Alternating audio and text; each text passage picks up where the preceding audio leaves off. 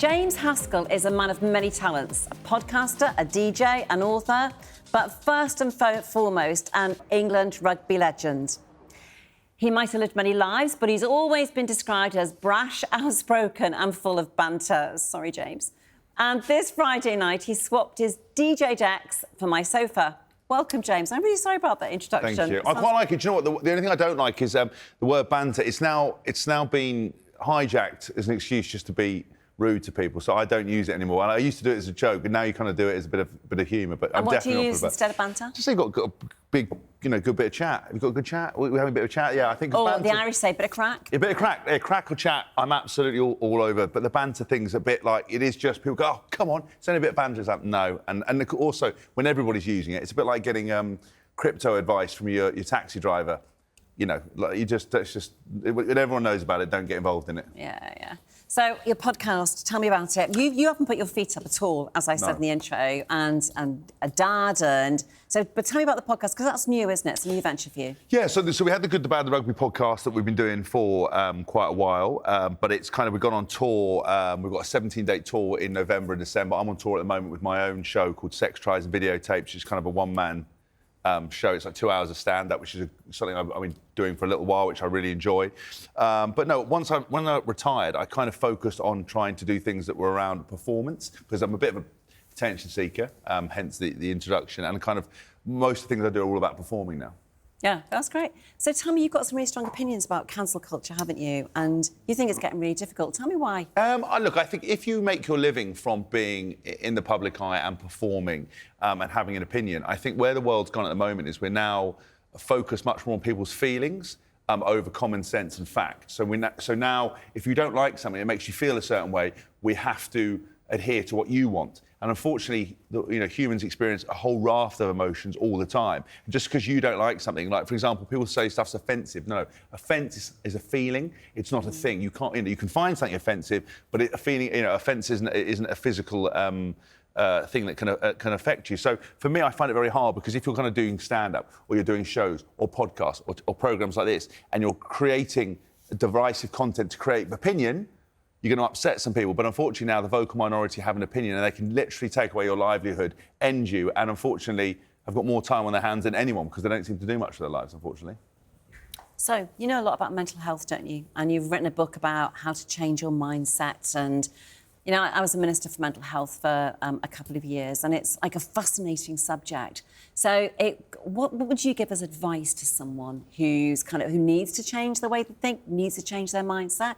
It's not easy. It sounds easy, but it's not. No. What advice would you give? So it's not easy. I think mental health is looked at in a couple of wrong ways. And I think for me, mental health is something that it's a consistent thing you have to work on, right? And mental health encompasses, for me, your physical health, your medical health. Everything is under that umbrella, because if your mind is right and you are viewing things in a correct way and you're managing your emotions, you're much more likely to sleep better, perform better, and have a better relationship with your partner, be more successful at work. And so if I said to you, you wanted to change your body, you would start going to the gym, you would start eating well. If I said you wanted to change your mind, most people read a self-help book, then meander from one thing to another because they don't fill in the gaps. They don't go, actually, do you know what lessons have I learned? What has the therapist told me? I have to revisit it every day.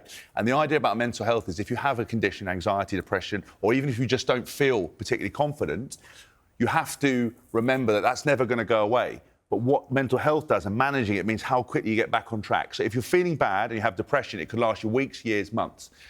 If you do the work and manage your mental health and speak to someone and get given the tools, you'll get back on track way quicker. So I suffered massively throughout my career with self-confidence issues. I know You don't look it. I know, that's what I mean, and that's what everyone says. But in regards to my performance on the field and dealing with criticism and public opinion and stuff, and when you're in the media, it's very difficult sometimes to deal with that stuff.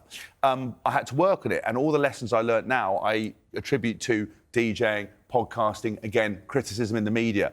And it means that now, if I get a feeling down, it might take me 10 minutes to get back on track, whereas before it could take me a couple of weeks. And that's what mental health is. That's a really valuable skill. Hugely valuable skill. But I have to work on it. I went and saw a psychologist from the age of 17 to last week, and I always go and see him, not because I had a pre-existing condition, because I was like, why would I? If I told you could run faster, you'd by wearing a pair of trainers, you'd go and buy them. If I told you could change your whole life by speaking to someone or visiting a practitioner, you wouldn't do it. People just don't do it. And mental health is something you have to consistently work at the entire time. So what would you say? So here's one thing I do. And the first thing in the morning, I think of 5 things that I'm grateful for, because it's always easy to think of the bad things. Yeah. Like the diary's too full, stuff's already going wrong, and it's not even 8 o'clock in the morning. And then what I do is like just calm for a second and think of all the wonderful things in my life. And that actually changes how I feel hugely. What would you, I always recommend that to somebody, what would you recommend from your book or you personally as a simple tool that people can do to help with their mental health? So the simplest tool is to worry about what you can control. And you can break that down into 4 areas. You can control how you treat your mind, so whether you develop it, read, learn, whatever, and manage it. How you treat your body, you're only given one of them. If you get, if you're obese or you undereat, or you've got an eating disorder, or you don't treat it well, you don't look after the medical conditions, you can control that. How you treat people is what you can control, and how hard you work. And when the world's falling apart around you, if you go back to worrying about what you can control, which is looking after yourself, treating people right, looking after your body, and working hard, everything will fit into place. And it's very simple. And if you start worrying about, well, people online don't like me, you've got no control over it. What happens if I don't get that promotion? You've got no control of it, other than put your best foot forward. What's on the news? You've got no control. What's on the news? Don't watch it. Well, and also, people's opinion. I can't make you like me. I could try, but ultimately, if you don't, I've got no control over it, so why am I worried about it? Yeah, that's true. Very true. Very wise words. So, parenthood. Yes. How do you apply this with your children? And how are you finding parenthood? Well, I love parenthood. I mean, look, I'm very lucky. My wife is fantastic. I actually did a little piece the other day, and I joked that my wife had left me for the first time on a night out with the baby. Now, I've had Bodhi on my own a number of times, but it was the first time she'd gone away for the night. So I told this story, and everyone said I was sort of How old was he? She's 7 months. She's 7 months. And everyone was saying I was sort of backwards and out of control because my wife left me a list. So I basically, bedtime, this is what we do, this is what we do. And I did it, followed the list, because she was brilliant. What was on the list? The list was make sure when she comes back, when I drop her off with you, she starts rubbing her eyes, give her a feed, take her up, bath her, change her, put a cream on her, feed her again, put her down, make sure she's OK, check on her, wake up for one feed in the night. Just did it, and it was absolutely perfect. But I said this, and people said It would be, wouldn't it? It would be, but people said it was I was incapable and sort of a backwards man. And I was like, no, I'm particularly hands-on. I'm not like, Jacob Rees-Mogg and letting Nanny bring up the kids. I'm on it all the time, Oh, Jacob's nanny's lovely, actually. I'm sure she is, yeah. I'm sure she is, but that's not for me. He doesn't change a nappy. For me, that's not a modern man. You've got to be hands-on. I wouldn't expect my wife to do anything I don't want to do, and I would always do it. So for me, parenthood has been good because I treat it very practically. If you don't worry, if you just deal with one day at a time and no expectations of hankering over your old life, but embrace what's happening now, you're absolutely fine. So, touch wood, even though she's been very ill this week, we had to take her to A&E because she's got some viral rash from head to foot and has been sick as a dog. I'm actually, I'm very pleased my wife's actually let me out of the house to look after her at the moment because she's not been well bunny, but she'll be fine. Sure, she'll be great. So, the podcast, it's not just you, you're doing it with Mike Tindall, aren't you? Yes. How's that working? Is he a good friend? Have you? Yeah, it's nice to have a bit of real connection. Well yeah, we do. Look, I got to play with Tins for England. He's a brilliant guy. He's absolutely fantastic on the podcast. I've also got Alex Payne, who was a former Sky presenter. I think he's one of the most polished and refined, present company excluded, presenters in the game, really. And so the whole idea of the podcast is much more about kind of the stories and the kind of emotion behind people, as opposed to die-hard rugby facts. We did our tour last year, and loads of people came up to us, especially women, were like, listen, I don't really like rugby, don't know anything about it. I've listened to the podcast, I still know nothing about it, but I love the human stories. And for us, that's the most important thing. And Mike's brilliant on it. He shared the birth of his third child on the podcast. Is he just like a normal bloke? Is it? Of or course like hanging around with royals? Or no, of course he is. But the thing is, this is what I mean by that. The perception is, well, first of all, Tindall's raw. I mean, Tindall's had the best journey in the world, from Wakefield to Windsor. It's like Prince and the Pauper for the modern era.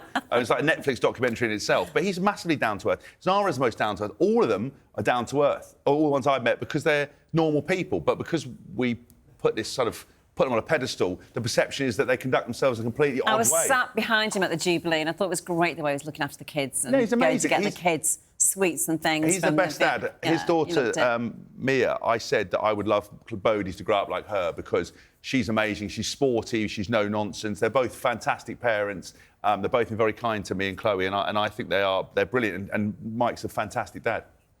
OK, so the podcast is going on tour, isn't it? Yes. And where's it going and what can people expect? So, and our audience is sold out? So I've got a crazy summer. So at the moment, I'm on a 15-day tour called Sextrising Videotapes. We're in Cardiff and Leeds and Coventry in the next couple of weeks. Then I've got dates in Ibiza to DJ, and then we go on tour November, December, and we go all around the country. We're doing a night at the Palladium.